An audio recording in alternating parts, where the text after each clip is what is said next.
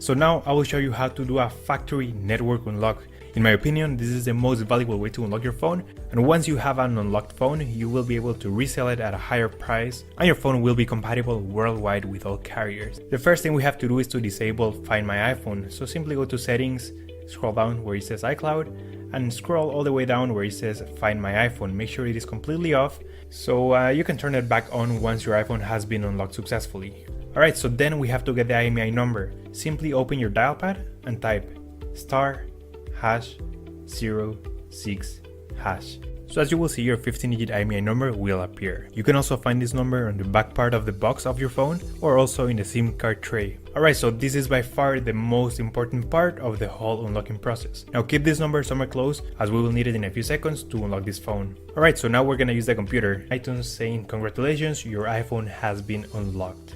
Boom, there you go guys, your phone is now fully factory unlocked and now it's compatible worldwide with all carriers.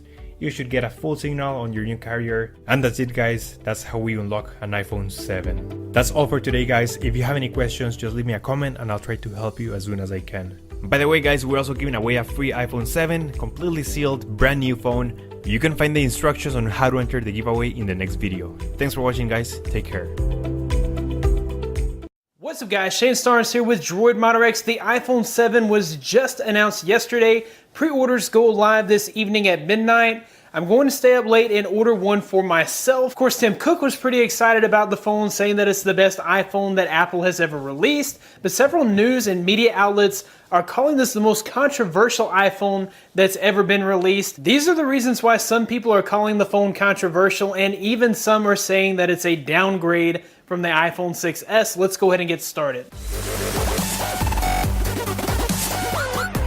So first up is the most obvious reason that people are complaining about the device, and that is the removal of the 3.5mm headphone jack. Now this is a technology that's been around for 100 years, and many people would say if it's not broken, don't fix it. Either this is a money grab from Apple, they're going to try to sell you adapters, they're going to try to sell you stands for the phone, they're going to try to sell you Bluetooth headphones with the wireless ear pods, or this is Apple trying to push the envelope and move technology forward, getting rid of such an antiquated technology. So Apple did a decent job at bringing some new technology to the iPhone 7. We now have stereo speakers, and we also have water resistance. These are features that have been on Android devices for years, but they've also held back on some technology that many thought would be present on this device. There's still no wireless charging on the iPhone series.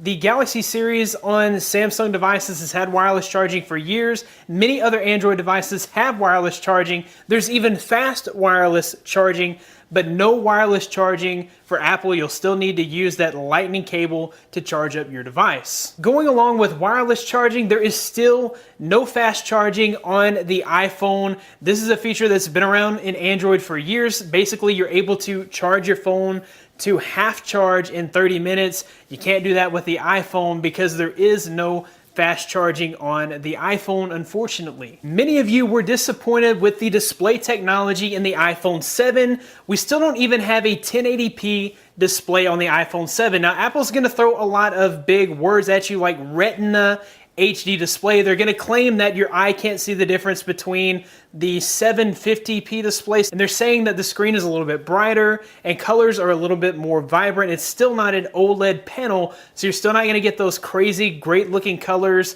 and you're still not going to get the saturation that you would get from an OLED panel on, say, a Galaxy device. Now, if you're looking for a higher resolution display, a Quad HD display, 2K display, you're going to have to look at an Android phone because even the iPhone 7 Plus only has a 1080p display. The iPhone 7 still has no expandable storage. This is kind of frustrating because most of the Android flagships, a couple of years ago, they removed the option for a micro SD card, and then they brought that back this year because of how much flack they got for removing it a couple years back. Now most of the Android flagships do have expandable removable storage, but the iPhone, you still only get the one storage option, and that's the storage option that you bought at time of purchase. Another thing that's really disappointing about the iPhone 7 is that they did not decide to adopt USB Type-C. This was supposed to standardize everything so you could use the same charger with an iPhone or an Android device, and there were leaks surrounding the release of the iPhone 7 stating that Apple was looking to put USB Type-C